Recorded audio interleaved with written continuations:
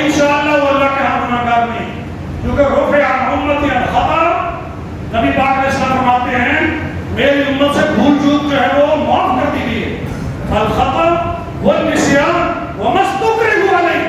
اور جس پر انہیں مجبور کیا گیا ہو وہ بھی ان سے معاف کر دیا گیا ہے۔ اگر کوئی غلط کام کرواتا ہے، کسی سے جبرن چوری کر لیتا ہے، تو مال کی حفاظت کی جو ہماری ذمہ داری ہے اس میں ہم اللہ کے ہم کو ذمہ ہے۔ ہمارے مال پر کوئی ڈاکہ ڈال لیتا ہے تو ہمیں یہ نہیں پوچھا جائے گا کہ آپ نے مال کی حفاظت کیوں نہیں کی، کیونکہ ہمارا اختیار نہیں تھا۔ کسی سے اللہ معاف فرمائے زبردستی کو زیادتی کر لیتا ہے تو جس کے ساتھ